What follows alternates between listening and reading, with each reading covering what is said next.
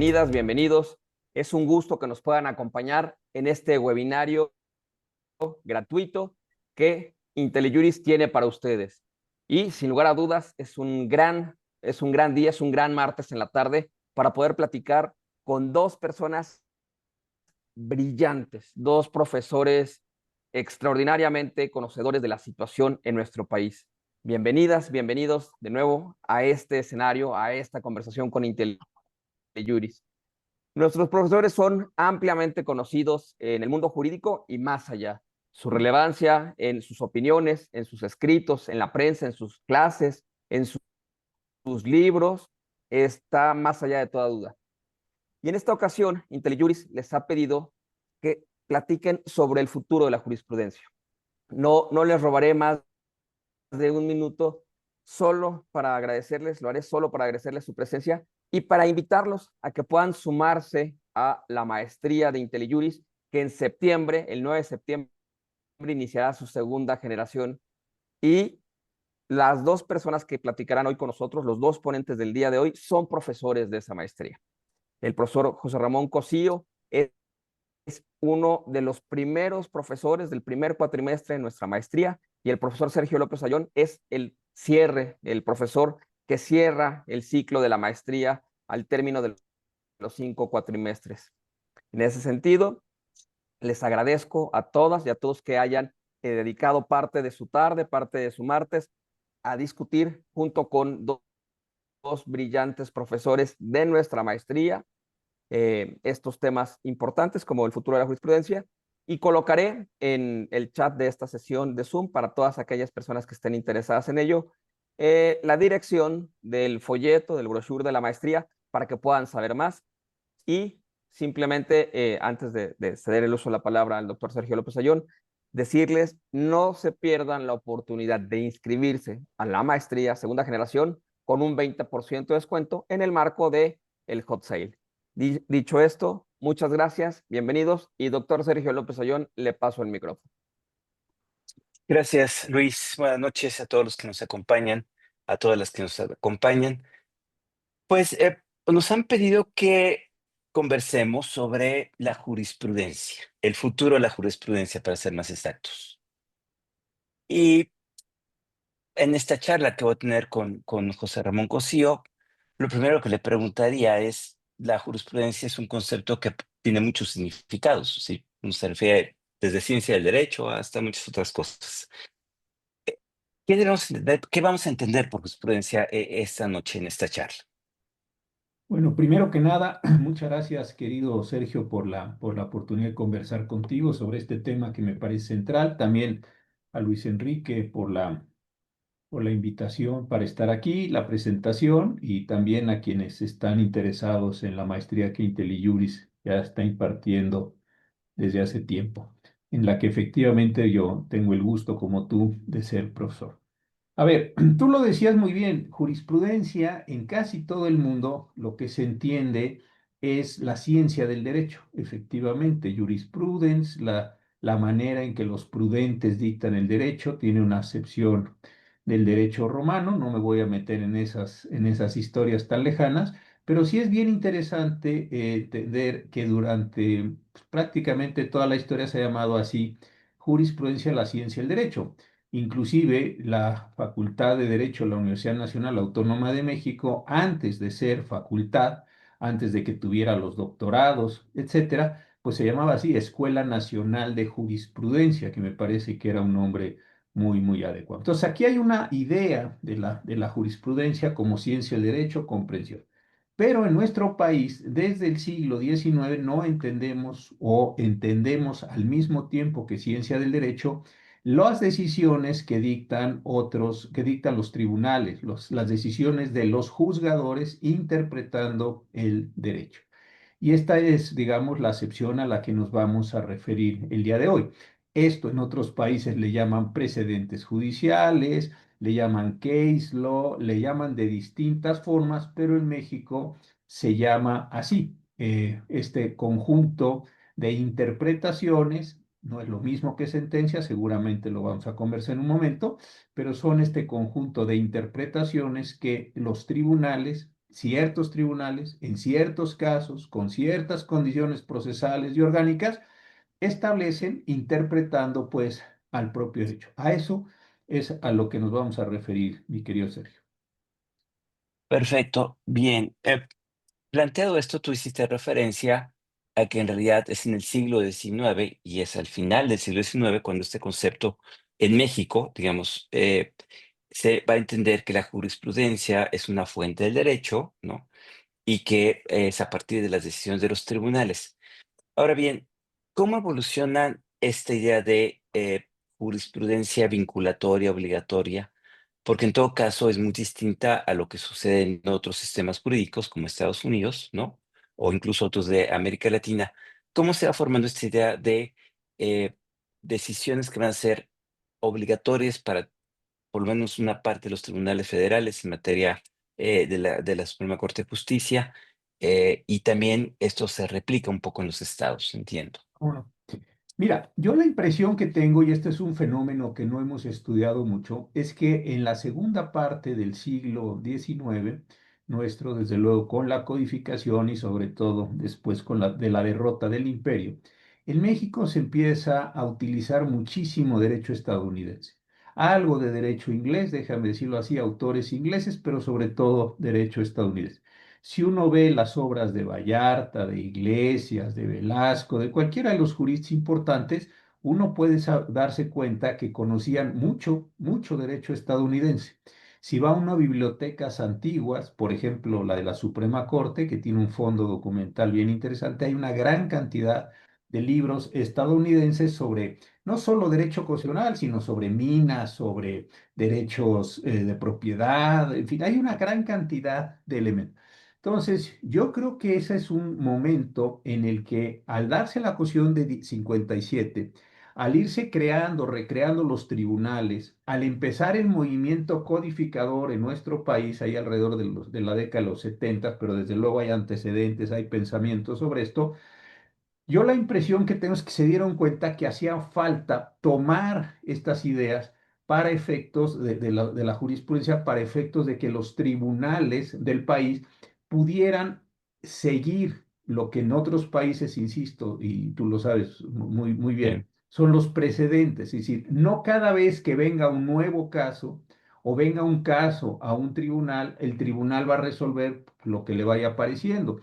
Los tribunales tienen rotación de personal, cambia la legislación, hay distintos procedimientos, etcétera. Entonces, esta idea es cuando los tribunales superiores establezcan una interpretación, el resto de la pirámide jurisdiccional, de la pirámide judicial, tienen que acatar esos elementos y no separarse de ellos hasta en tanto que ese órgano superior no modifique sus propios. Es una forma, digamos, de economía Ujú, jurisdiccional, porque no se trata de que se estén revise y revise y revise. Pensemos un caso, no quiero decir que sea un caso menor, cada caso son grandes, son importantes, pero un caso de arrendamiento donde ya se definieron ciertos elementos sobre cumplimiento e incumplimiento.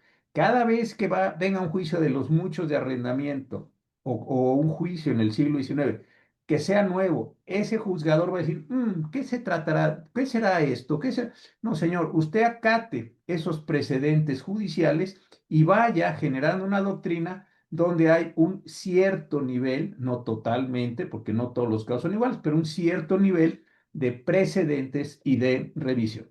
Como tú muy bien lo sabes, seguramente muchos de quienes están incorporando esta charla lo saben, en el precedente estadounidense tienes dos partes, o en el precedente inglés, que es mucho más antiguo desde luego que el estadounidense.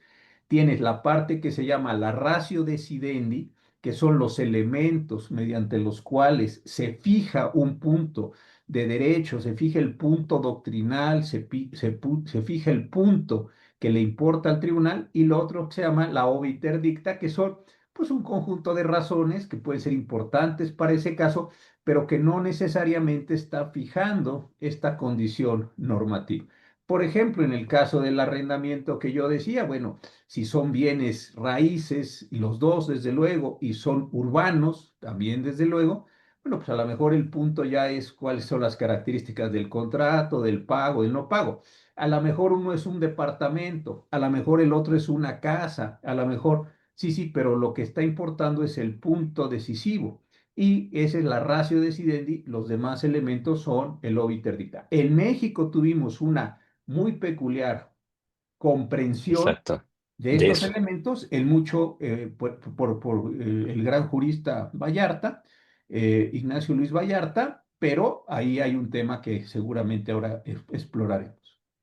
Sí, justamente iba ahí, porque a diferencia de los presentes en otros países, pero todo el sistema de common law, en México, por lo menos como se fue configurando, no bastaba una decisión de la Corte, sino que se tenía que ser un criterio que se reiteraba varias veces, por un lado, y por otro lado, también, justo con lo que tú decías, había una racionalidad jurídica, pero parecía que podría haber una racionalidad, vamos a decirlo, política, en sentido de que los tribunales no fueran cada uno por su lado, sino que se agruparan bajo la decisión de ese órgano superior que es la Suprema Corte. ¿Por qué no nos platicas cómo se fue configurando este criterio de Claro. reiteración? Mira, pensemos, está la cuestión 57, toda esta época tan difícil, la guerra de intervención, el Claro. imperio, en fin. Salimos de esto y hay un momento que yo creo que es muy, muy relevante recordarlo aquí entre todos, que es cuando empieza el movimiento codificador. Se empiezan a crear los grandes códigos, nos habíamos, digámoslo así, atrasado. Todavía hay que recordar lo que seguíamos aplicando el viejo derecho español en buena medida, Exactamente. tanto en la parte sustantiva como procesal, pero empieza este proceso. Y ahí es donde me parece que en el sentido de formar una unidad nacional, de crear una doctrina judicial, Exacto. de modernizar al país en lo que comprendía esta generación, digamos, entre la transición entre Juárez y Díaz, esos son estos años de Lerdo, de Tejada, etcétera, ahí es donde se conforma esto. Y la idea es, no vamos a generar un precedente con una sola decisión de la Suprema Corte, como sí acontecía en los Estados Unidos o acontecía en varios de los tribunales del derecho británico, sino que va a ser obligatoria cuando se hayan dado 5 tesis en el mismo sentido, no interrumpida por otra en contrario. ¿Qué es lo que quiere decir? Que si 5 veces en 5 casos, no tiene que ser en la misma sesión, pueden tener alguna discontinuidad temporal, pero no en el criterio, bueno, pues entonces se establece esa jurisprudencia obligatoria y el resto de los tribunales del país ya sabe que se está ahí presentando. Ahora, una peculiaridad mexicana de la que hemos hablado en las clases aquí Está en amparo. en Juris, etcétera, es que a diferencia de casi todos los países, yo no conozco otro, igual no quiero decir todos, pero al menos casi todos los que conozco, todos los que yo conozco, en México se formulaba, y después seguramente saldrá este tema, una tesis. Si nosotros vemos, por ejemplo, los precedentes ingleses, los precedentes españoles, los precedentes estadounidenses, allí se publica la sentencia completa. Entonces tú vas al case law del año que sea, de la materia que sea. Entonces dice, estas son las decisiones de la Suprema Corte. Voy a poner un solo ejemplo de los Estados Unidos en el periodo judicial tal, el año 2010, 1950, lo que sea. Ahí están las decisiones.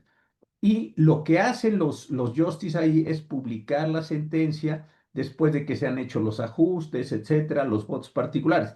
Y ahí empieza un ejercicio intelectual muy importante que es determinar entre el tribunal y los propios litigantes cuál es eso que yo decía que se denomina la ratio decidendi. No dice la Suprema Corte, esta es la ratio decidendi, este es el párrafo de la ratio decidendi, no, te publica la sentencia y en un ejercicio argumentativo, en otro caso tú podrías decir, pues yo pienso que de esta sentencia sobre accidentes de tránsito, por ejemplo, la ratio decidendi es esta parte. Te podría contestar el tribunal, no, no es esa la ratio decidendi. O se va haciendo una discusión hasta que se va estabilizando y se va fijando la ratio decidendi.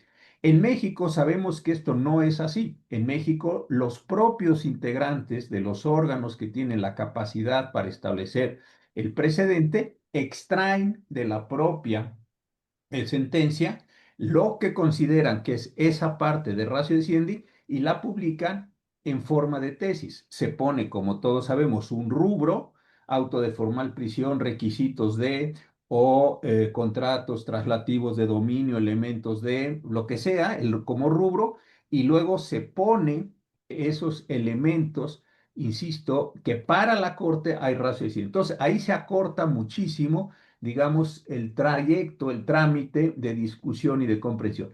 Sin embargo, nosotros cuando hacemos esa jurisprudencia perdemos un elemento que sí tienen los precedentes de otros países del mundo, que son, digamos, todas las condiciones fácticas. Si yo al ver una tesis que dijera, por ejemplo, otra vez, flagrancia, elementos constitutivos o temporalidad, pues yo no sé muy bien por el cuerpo de la tesis si es una flagrancia que se dio en ciudad, si se dio en campo, si se dio en el día, si se dio en la noche, me da unos elementos. Entonces pareciera como que estuviéramos reproduciendo la norma legal con un menor grado de generalidad, pero, ojo, es una norma que todavía sigue siendo muy abstracta.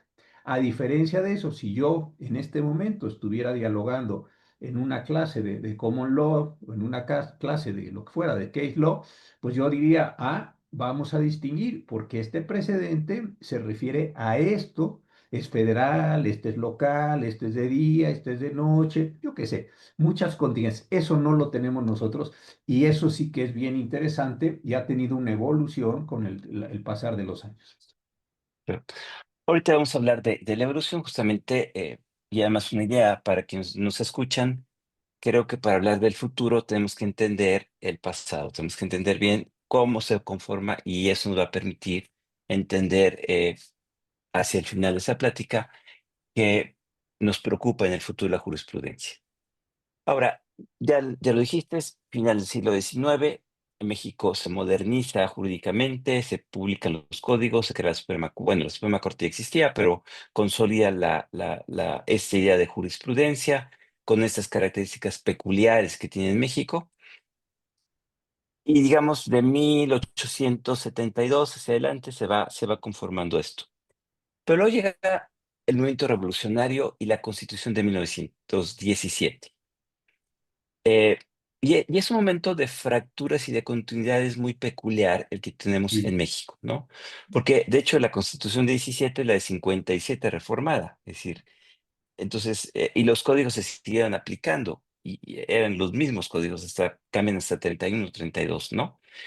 ¿Qué pasó en ese periodo con la jurisprudencia, José Ramón? ¿Cómo vivió México ese periodo de eh, nuevo orden constitucional, pero que una buena parte jalaba el siglo XIX y mantenía las mismas características, ¿no? Uy, Y cómo se fue esta conformando. pregunta, claro, no, esta pregunta es preciosa en términos de derecho. Recordemos rapidísimo, el semanario judicial se crea en 1870 y se llaman épocas históricas la primera, segunda, tercera y cuarta, que van de 1870 hasta el año en que se cierra la Suprema Corte de Justicia, que es en 1914 con motivo del golpe de Estado que se da por Victoriano Huerta al gobierno del presidente Madero. Entonces, esas son épocas históricas. Son interesantes, sí, pues quienes estén metidos desde luego en los temas históricos, pero quienes estén buscando algunos precedentes. Entonces, de hecho, si quienes nos están siguiendo abren hoy el JUS, la página que tiene en Internet la Suprema Corte de Justicia, verán que empieza a correr de la quinta a la 11ª época. Las cuatro primeras no, porque corresponden a la época histórica. Muy bien. ¿Qué aconteció? Lo que tú dices es central. La quinta época del semanario judicial va a correr de junio del 17 a junio del 57. Y la primera época de esa quinta época, no es una época en el sentido formal, es una descripción que yo estoy haciendo, es muy interesante porque la nueva Constitución y la nueva Suprema Corte de Justicia se tiene que hacer cargo, como tú lo decías muy bien, de un régimen antiguo con el cual tiene que ajustar los cambios revolucionarios. Desde luego hay muchas cosas que no cambian, es una continuidad. Quien se casó antes de la revolución o durante la revolución, pues, siguió casado después de la revolución. Quien transmitió la propiedad, pues siguió transmitida la propiedad, etc. Donde hay una jurisprudencia interesantísima, por ejemplo, es en todo lo que se refiere a concesiones mineras y derechos reales. ¿Por qué? Sí. Porque al entrar en vigor la Constitución de 17 con el nuevo artículo 27, pues es un cambio fundamental. La propiedad del subsuelo corresponde a la nación y no se Sí. puede otorgar sobre ella derechos de propiedad como si se otorgaba, siguiendo el modelo estadounidense, a partir de la Constitución de 57. Eso es brutal. Ahí tienes minería, tienes petróleo, tienes una serie de como sustancias, minerales, etcétera, que nos, entonces se presentaron muchas de estas compañías mineras, que había sido una parte muy importante de la inversión final del Porfiriato en el proceso de modernización que quería hacer Limantur, y consecuentemente, ¿verdad que yo soy el propietario de este? No, señor, aquí dice que no. Y empieza un problema entre la retroactividad y un problema entre la caución. Y ahí la Suprema Corte genera una jurisprudencia muy interesante, muy novedosa, que es como creciente.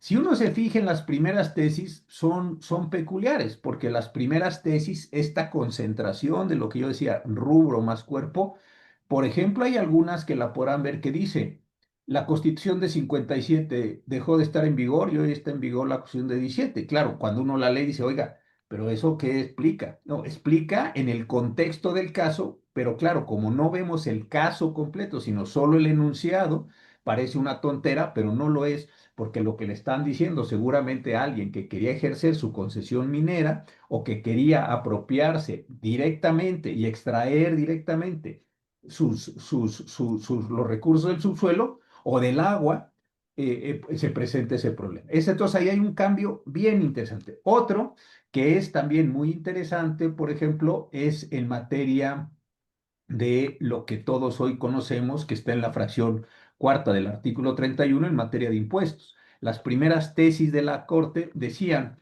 déjenme decirlo así, no es posible demandar en el juicio de amparo las condiciones del presupuesto de egresos o de la ley de ingresos. Todo eso es un tema de política.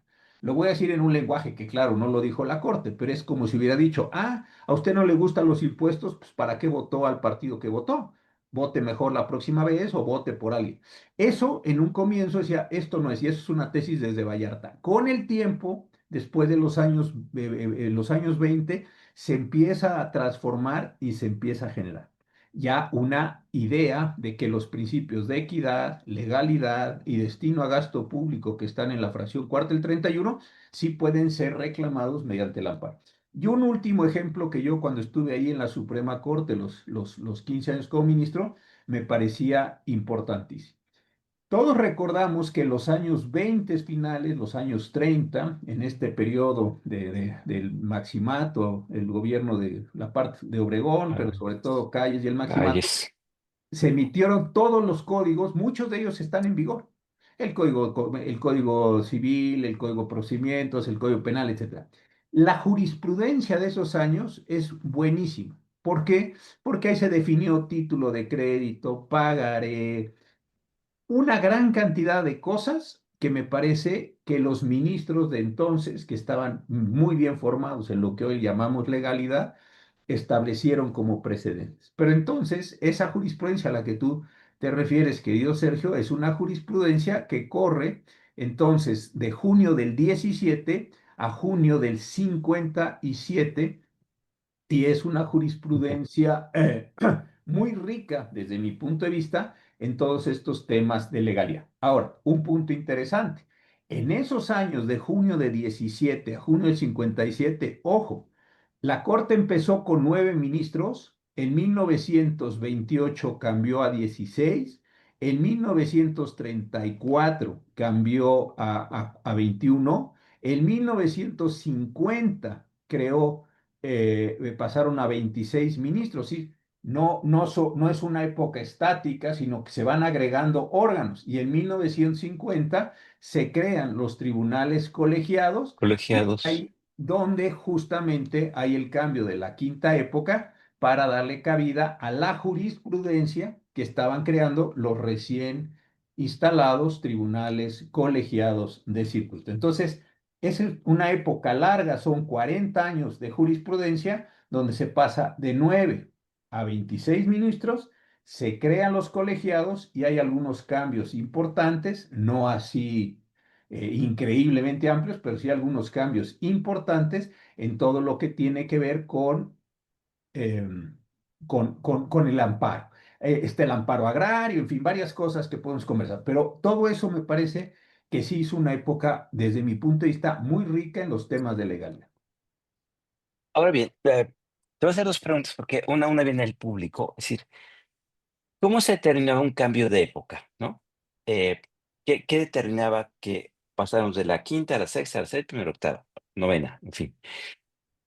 Pero otra pregunta importante, José Ramón, es, cuando estudiamos derecho hace muchísimos años, todo el mundo mencionaba la jurisprudencia, pero se conocía muy poco, porque había un problema de comunicación y de conocimiento. ¿Por qué nos platicas en aquellas épocas, es decir, hasta antes de que apareciera el Internet, las computadoras, todo esto, cómo se comunicaba y cómo se podía conocer la jurisprudencia? Uy, buenísimas las dos preguntas. Mira qué agradable está resultó esta charla. La idea del cambio de época, en principio, modernamente, déjame decir, la Sí, novena, la décima, la segunda época, es porque se dio un cambio muy importante en la conformación orgánica. Pero eso realmente no pasó en la quinta, porque si la quinta hubiera seguido ese criterio, pues se hubiera creado en 28 una nueva época, en 34, en 40, en 50. Realmente se crea en 57 cuando los colegiados pueden hacer jurisprudencia. Entonces es como decir, ya está la corte, la primera, el pleno, primera, segunda sala, luego primera, segunda, tercera sala, luego primera, segunda, tercera, cuarta sala, luego primera, segunda, tercera, cuarta sala y auxiliar y los colegiados. Es hasta los colegiados. Y después sí se van dando cuando aparecen fenómenos, déjame decirlo así, de relevancia en estas materias. La quinta época, ya dijimos, va hasta 57. La sexta época va hasta el 68, cuando hay cambios competenciales. Se introduce una reclamación, una revisión mayor, sobre todo revisión. Hay también una consideración sobre cuantía en los negocios. Y hasta ahí sigue. La séptima época va del 69 al 88, porque en el 88 se hizo un una cambio reforma. muy importante en cuanto la Suprema Corte dejó de conocer un número grande de asuntos para enviárselos a los tribunales colegiados. Esa fue la séptima. La octava es la que sigue hasta el momento en el que se hace la reforma de 1994, impulsada por el presidente Cedillo. La novena época es la que inicia con esa nueva corte que se instala el 1 de febrero de 1995, resultado de la reforma, y termina en octubre del 2011 cuando se La modifica, reforma. exacto, el juicio de amparo, primero en Y los punto de derechos humanos. Es y los derechos humanos. Y la undécima época obedece a la reforma que se creó o que se dio en abril del Ujú. 21 del 2021 y que es en este momento la que estamos. Entonces, aparecen los cambios de época cuando se da, digamos, algo que a juicio de la Suprema Corte de Justicia es grande. A mí me tocó, por ejemplo, el paso de la novena a la décima. Esa fue una decisión impulsada por el ministro Silva Mesa cuando presidía la Suprema Corte, pero como decíamos, ahí hay tres fenómenos en el verano del 2011, que es el cambio del juicio de amparo, legitimidad, interés jurídico, de autoridad.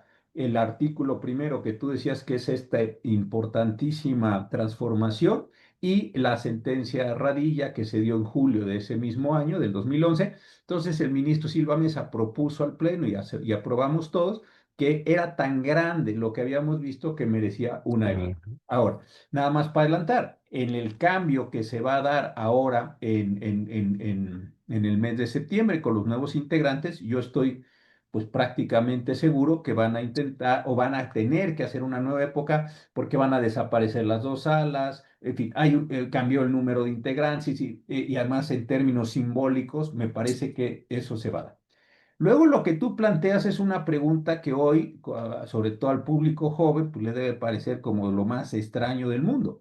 Pues aquí hoy alguien en un teléfono, los que tenemos la fortuna de tener acceso a estos sistemas de comunicación, no todo el mundo desafortunadamente los tiene, pero quienes tenemos ese acceso, bueno, pues con un teléfono, cualquier artilugio de estos, uno rápidamente puede recorrer las tesis. Pero hubo una época en que esto no existía. Ahora sí. Había una editorial Mayo que tenía una especie de concesión y la editorial Mayo pues producía y llevaba estos libros. Entonces, la única forma donde se conocían los criterios del año era en los informes del presidente de la Suprema Corte.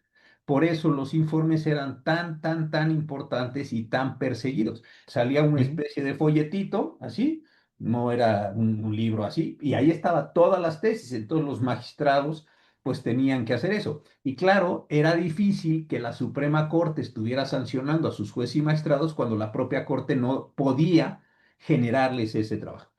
Dos personas que el doctor López Ayón y yo conocemos y les tenemos mucho cariño, son el ministro Schmil y el doctor Roland Tamayo. Cuando el ministro Schmil y estuvo en la presidencia, hizo todo un sistema y publicó aquellos discos compactos después de haber Retos. hecho una depuración completa. Y claro, ahí entonces se empezó a expandir enormemente el conocimiento. Ya luego llegó Internet y todo lo que está hoy como punta tecnológica o desarrollo tecnológico, y entonces ya hoy sí tenemos el acceso. Pero durante muchos años la jurisprudencia era, tú lo dices muy bien, Sergio, algo que era como solo para las personas. A mí me llegaron a Era, contar que eran folletos o libritos que sí. eran valiosísimos. Ahí estaba lo que se tenía que saber. De hecho, era una ciencia arcana que conocían solamente algunas personas Algunas personas. que tenían una memoria formidable porque eran estantes completos del libro de Así, jurisprudencia y ellos a veces uno llegaba a preguntarle, ¿no? Me acuerdo del licenciado Guerrero, oiga, así, una claro. jurisprudencia y ya sabía, se atendió, sacaba un libro y decía, esa es la tesis, ¿no? Ujú. Pero realmente era una cosa muy compleja y muy Muy completo. difícil conocer. Bueno, ahora sí, vamos a acercarnos a 1994. Se crean las acciones, se crean las controversias, empieza la novena época y ahí pasa algo con la jurisprudencia, es decir, porque se introducen nuevas figuras que implicaban que bajo ciertas condiciones se volvían criterios obligatorios para todos los tribunales, ¿no? Que no existían antes. Aunque seguía la regla de la reiteración de 5 criterios para la jurisprudencia ordinaria. ¿Por qué nos platicas este cambio? Fíjate que esto que dices tú es bien interesante. Cuando se dio la reforma en 1988, hubo una disputa, hoy ya eso nadie se acuerda, pero Ah, entre juristas muy importantes de aquella época, el doctor Fixamudio, el doctor Burgó, en fin, gente que estaba metido en estos temas. ¿Por qué? Porque la Corte dejó de conocer los asuntos que a su juicio no tuvieran interés y trascendencia. ¿Esto qué significaba? Pues que muchos amparos directos morían, déjenme decirlo así, en sentido figurado desde luego, en los colegiados, y algunas revisiones que subían de los juzgados también morían en el colegiado, ya no subían a la Suprema Corte de Justicia. Y entonces se generó un problema, es decir, bueno, eso puede generar que haya una dispersión de criterios, que unos colegiados digan A, que otros digan B, y esto va a ser un lío completo. Ahí es donde se potencia la solución, que ya lo dijiste tú ahora, nada más retomo tu idea de las controversias, de las contradicciones de tesis. ¿Por qué? Porque si el colegiado A dice A y el colegiado B dice B y están en un mismo plano jerárquico, ¿quién resuelve? Ahí entonces se empezaron a elevar las contradicciones de tesis cuando eran de materia, todavía estamos hablando de las viejas salas, penal, bien. administrativo, civil, laboral, y si eran de materia general iban al pleno. Y eso estabilizó bastante bien, pero entonces teníamos la jurisprudencia por 5 criterios, como había dicho Vallarta, más las jurisprudencias que se generaban por contradicción entre los tribunales colegiados o entre las salas de la Suprema Corte, que tenían que ser resueltas por el Pleno, para generar una doctrina más o menos unificada. Este es el tema. Ahora, ¿qué pasó en la reforma de 94? Tú lo dices muy bien. Esto que yo acabo de decir se mantuvo, pero nada más que en lugar de haber 5 salas, incluida la auxiliar, pasamos Ahora hay de dos. 5 a 2, la primera civil penal, la segunda administrativa laboral y todos conociendo de los asuntos fiscales, que entonces eran muchos, y accedían. Entonces, colegiados entraban en contradicciones de tesis, iban a las salas, o si era materia general al pleno, las salas entraban en contradicciones, se iba al pleno y ahí tenías resuelto. pero bajo el mismo sistema de publicar la tesis, Tesis. la tesis de jurisprudencia. Muy bien. En 1995, en la ley reglamentaria de las fracciones primera y segunda del artículo 105 constitucional, se tomó una decisión muy importante y es, en materia de controversias constitucionales y acciones de inconstitucionalidad, va a ser obligatorio las razones que funden el sentido del fallo. Es decir, no la tesis publicada por la Suprema Corte, sino las razones. Y pasamos, por eso me interesaba contarlo hace un rato, a algo muy semejante a lo que estaba en los precedentes de los Estados Unidos. Esa es la razón por la que, uno, la tesis se publica, la sentencia, perdón, se publica completa en el semanario judicial. Dos, se publica la sentencia completa en el diario oficial de la Federación, es el único caso. Y en consecuencia, ya no había o no debió haber habido la idea de que pues yo te digo cuál es la parte obligatoria de mi criterio y tú simplemente lo acatas.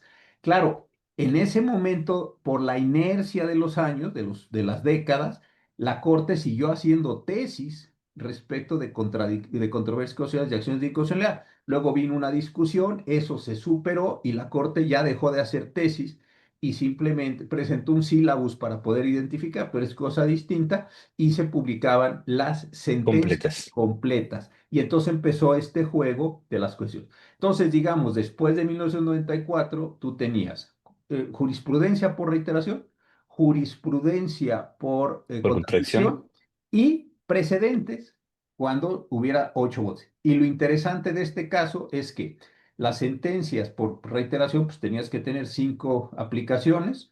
La de contradicción de tesis bastaba una decisión, la de que resolvía la contradicción, y los presentes bastaba una decisión siempre que tuvieran 8 o más votos esa decisión.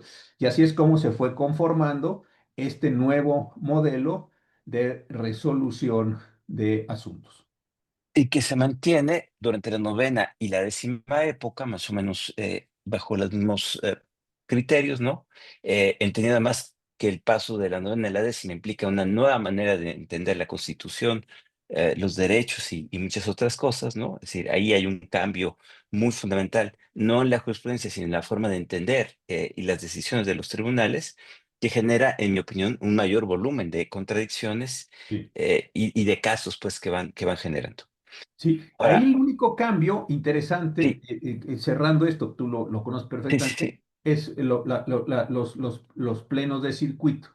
Ah, sí. Porque ahí la única cuestión que tendrías es decir, a ver, yo estoy litigando en el circuito segundo del Estado de No. México, o circuito tercero, Jalisco. Oiga, yo veo que el colegiado A dice A y el colegiado B dice B. ¿Cómo sé yo cómo guiarme respecto a una determinación propia del Estado de Jalisco? O sea, si lo que diga el código de Yucatán, lo que diga el código de Chiapas, lo que diga, bueno, ese es problema de los que litigan en ese circuito. Pero si yo estoy litigando en Jalisco y uno dice que el término se cuenta así, o un término prosal se cuenta así, y otro dice que el término se cuenta así, ¿cómo me refiero? No puedo jugar o estar bajo la expectativa de una especie de suerte si me toca en el juzgado o no. Ujú. Entonces se crearon los plenos de circuito para que las contradicciones de tesis al interior del De circuito anterior. se resolvieran por los criterios. Entonces ya tienes tienes jurisprudencia por reiteración, jurisprudencia por contradicción que pueden resolver las salas, el pleno o los plenos de circuito y precedentes en controversias de acciones y más o menos esta es la forma en la que estuvo funcionando el Poder Judicial. Claro, porque nada más claro, Claro, claro. antes de todo esto, como tú explicaste bien, nada más se publicaba la tesis, ¿no? La tesis podía aplicarse al código de Jalisco o al código de Mérida y implicaban condiciones totalmente diferentes, pero no se sabían. Entonces, así ya, sí. Sí, y hubo una cosa interesante para entrar en materia, que luego pasó algo muy curioso. Por ejemplo, déjame ponerlo así, se llegaba a resolver en función de los códigos de los estados, por ejemplo, Código Civil del estado de Guerrero. Entonces se ponía específicamente y luego se empezó a hablar una jurisprudencia temática para decir, mira, no me voy a recibir a la contradicción que se dio entre dos tribunales de Guerrero o entre Guerrero y Zacatecas. No, no. Lo que voy a hacer es tratar de generar el tema para que disminuyamos las contradicciones y generemos algún tipo de ordenación que nos pueda más o menos llevar eh, cierto curso de acción y no estemos, como lo decías tú muy bien, genere contradicciones, porque esto pues era bastante inentendible. Así es. Llegamos a 1921, 2021, perdón, 2021. Viene la famosa reforma Saldívar, ¿no? Que introduce un cambio, creo que importante en la manera de eh, generar la jurisprudencia, con un problema que ahorita te quiero preguntar sobre él, pero ¿por qué no explicamos primero en qué cambió la manera de elaborar la jurisprudencia? Mira, yo creo que se tomó la idea de del sistema de precedentes de 1994 que funcionaba para controversias y acciones, y se quiso llevar a todo el sistema judicial mexicano. Ahí se generaba un problema de magnitudes. ¿Cuál es el problema de Exacto, magnitudes? Pues que para hacer un sistema real, auténtico de precedentes, tendrías que publicar todas las sentencias. No necesariamente en el diario oficial, como se tomó la determinación en 1994-95. ¿Por qué? Porque las sentencias de las controversias de acciones involucraban poderes del Estado, de los estados, de la federación, etcétera, podían tener esa relevancia. Pero si hubiéramos seguido un modelo estricto de precedentes, tuvimos o se tuvo que haber llegado a la idea de publicar todas las sentencias de todos los tribunales que se reconociera que estarían fuera generando imposible. presentes. Eso era imposible. Entonces, ¿qué es lo que se hizo? Generar una especie de resumen, o no una especie, un resumen donde dieras las condiciones fácticas por parte del mismo órgano para identificar las características de ese asunto. Quedamos entonces en una situación intermedia. Ni son los viejos precedentes de Vallarta, donde es formal prisión, auto de requisitos para, ¿no? Con esa forma tan complicada que tenía de redactar y luego el texto y abajo nada más las votaciones, ni tampoco quedó la publicación completa de la sentencia como en controversias de acciones, sino algo intermedio donde sí tomas el sentido de la tesis, pero pones algunos de los elementos para que puedas más o menos identificar la ruta. Y ese es uno de los cambios. El segundo cambio es la creación de los así llamados plenos regionales, que en lugar de tener plenos o un pleno por cada uno de los circuitos, generaste plenos por regiones para el efecto de identificar o de resolver las contradicciones que se pudieran dar, por supuesto, entre tribunales colegiados que estuvieran o que formaran parte de la misma región, con independencia de si esa región comprende uno o más entidades federativas o uno o más eh, circuitos. Y también cambia la jurisprudencia por reiteración, bajo ciertas condiciones de votación. Exactamente, exactamente. Entonces ahí la idea fue apretemos un poco más, es como si dijeras hay una mayor madurez, algo que tú dijiste muy importante. Hoy, insisto, no para todos, el país sigue teniendo problemas de grandes problemas de desigualdad, pero para un sector creciente, no todo, pero creciente de la población, sí se puede dar a conocer estos precedentes y se puede haber una mayor discusión sobre los Ujú. precedentes como una manera de tratar de establecer esto. Entonces, estos cambios, vamos desde aquel viejo sistema de Ujú. Vallarta de no le vamos a dar toda la confianza a los tribunales de entrada, no, 5 veces dime que sí y yo te acepto que es tu criterio, hasta esta idea donde con una votación de 8, con plenos regionales, con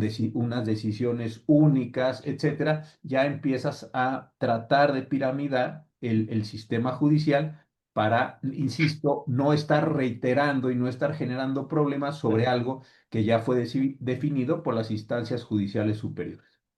Ahora, justamente aquí creo que uno de los problemas es el volumen de casos, porque ¿por qué es imposible? Pues porque el número de sentencias es tan grande que es imposible. Aún la carga de trabajo de la corte, trabajando en salas, andaba por creo que 3,000 asuntos al año. Entonces, imagínense ustedes, publicar 3,000 sentencias era imposible, por eso tuvo que recurrir a esta resumen, ¿no? Que cambia la manera de entender.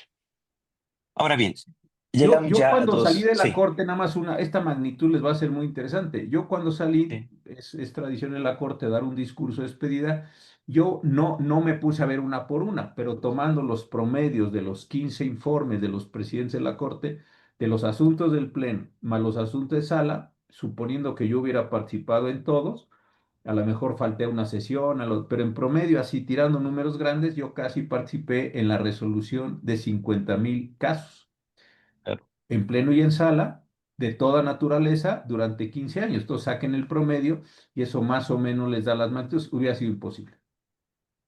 En promedio, más o menos, ¿cuánto resuelve la Corte norteamericana? ¿Tienes una idea? ¿100? 70, 70. 80, el año, así un año que ellos acaban desesperados, están resolviendo 110, así, wow, les parece eso. Exacto. Ahora sí, llegamos a 2024. ¿Qué pasa en el 24? Bueno, todo el mundo lo sabe, no voy a insistir, pero lo voy a poner en breve. Hay una refundación de todos los poderes judiciales del país. Ustedes saben, va a haber jueces electos, etcétera. No voy a insistir en ello. Esto implica además muchas cosas de detalle que pocos han discutido, ¿no? Y una de esas es la jurisprudencia. ¿Qué iba a pasar con la jurisprudencia? Porque, digamos, el derecho en principio sigue siendo el mismo, pero va a haber una nueva conformación, no solo de la Suprema Corte, sino de todos los tribunales por jueces electos y que además van a tener, porque como eso no ha cambiado, en principio la obligación de seguir los precedentes que existían, aunque ¿Sí? parecería que no es necesariamente la tónica que van a tener. Y aquí llegamos al punto de la plática, es decir, ¿qué futuro podríamos esperar? ¿Qué va a pasar con la jurisprudencia? ¿Se va a Mira, dejar de lado? ¿Se va a, en fin, qué no, piensas tú ahí? este yo creo que es un tema de verdad central. Yo he escrito mucho, no es el caso aquí que cuente lo que he escrito y lo que digo, en fin, vamos al tema concreto. Tengo mi opinión y la he tratado de exponer, pero vamos al tema. Primero, hubo un momento que a mí me pareció peligrosísimo porque se empezó a rumorar, y yo creo que sí había un rumor, donde se pensó que era tan radical el cambio que se iba a dejar atrás toda la jurisprudencia. Algunas personas dijeron se va a derogar, abrogar, anular, no sé cuál era el verbo que estaban ahí utilizando, pero iban a hacer algo para que la jurisprudencia perdiera sentido. Yo creo que esto sí hubiera sido el cataclisma porque nos hubiera tenido que llevar a tener que volver a definir pagaré, letra de cambio, lo que tú quieras. O sea, eso sí, me Ujú. parece que hubiera sido así el colapso institucional. Subsistió la razón y quedó esta condición. No hay artículos transitorios expresos, pero creo que Claro. pasarían varias cosas. La primera, yo sí creo tienen que hacer los nuevos ministros, porque esta es decisión de los ministros, no, ni del Consejo ni del Tribunal de Disciplina, una nueva época del Época. escenario judicial. Y entonces, donde están los rubros, pues ya no va a aparecer pleno, primera, segunda, Sí. colegiados, plenos de circuito, plenos de región. No, va a aparecer nada más pleno en la Suprema Corte, plenos regionales y muy poco. Entonces ahí va a haber una hiperconcentración de las cosas. Entonces, eso me parece que es una reconfiguración que sí hay que hacerla con mucho cuidado. Vayan a integrar, las 9 personas que van a integrar ahora el 1 de septiembre, sí tienen que pensar esto muy bien para establecer. 12ª época del semanario judicial. Segundo, desaparecen, ya lo dijiste tú muy bien, Las las salas. salas. Entonces, si desaparecen las salas, ¿cuál es la condición? No hay salas, entonces no puede haber una obligatoriedad del precedente, ni tiene que apartarse el precedente por razones porque no hay. Entonces, creo que la jurisprudencia del Pleno obviamente le aplica a todos.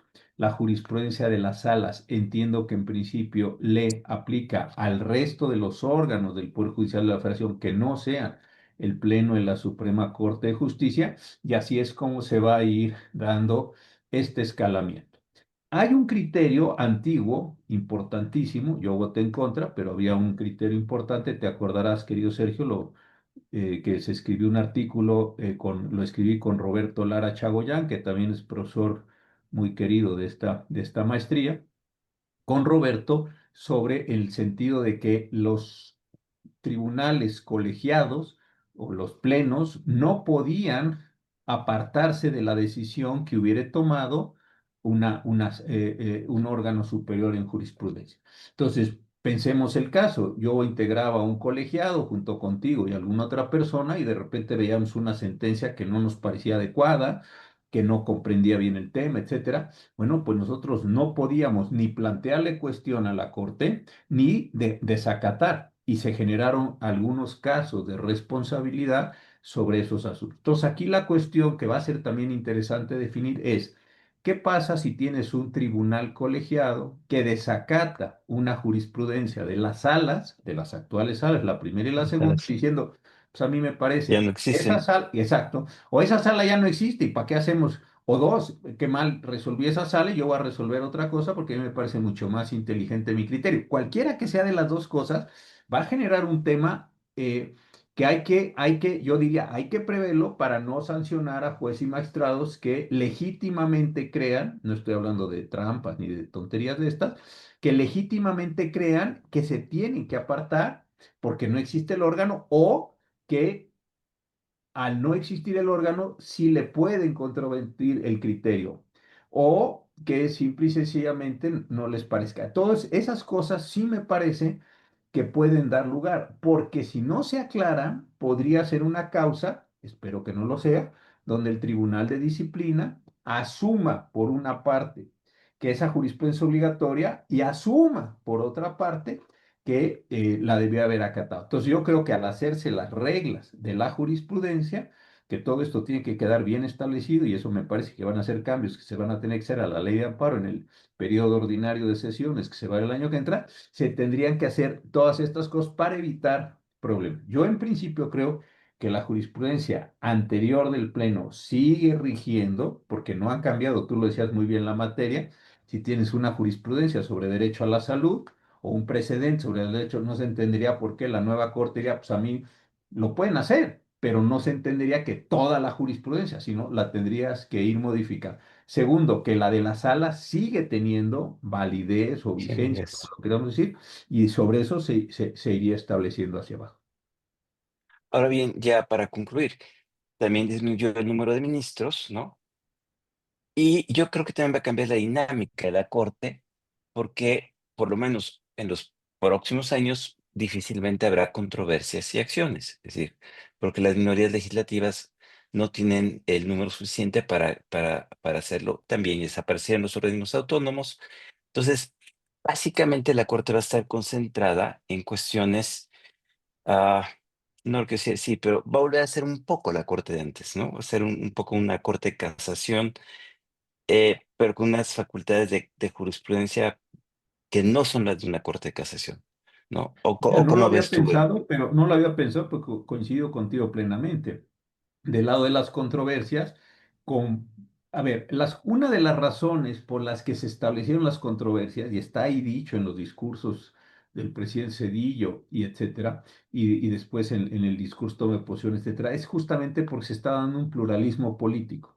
La razón es si los estados, los municipios, la federación, los poderes, todos están disputándose competencias constitucionales, pues tiene que haber un árbitro del proceso político.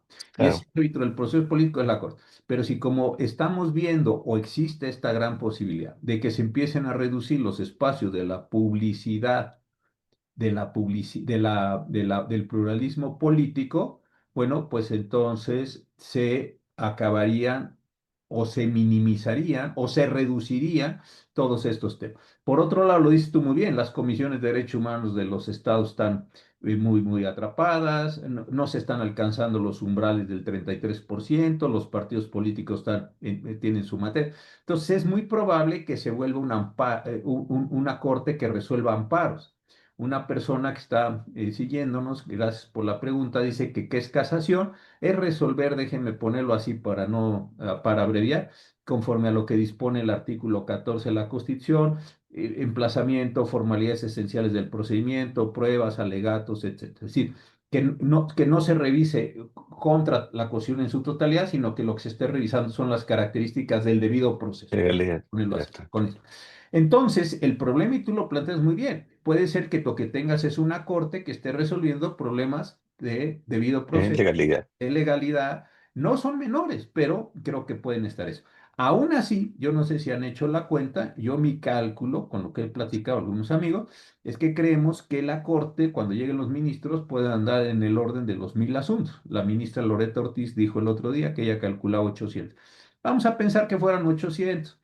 800 asuntos para tomar posesión de un cargo son muchísimos. Entonces, bajar esos Muchísimos. 800 asuntos, más todos los que van llegando, creo que sí puede tener una condición donde la Corte se le complique. Y ahí sí tiene que hacer uso de la jurisprudencia como un elemento de resolución simple de muchos casos que se esté dando en este sentido.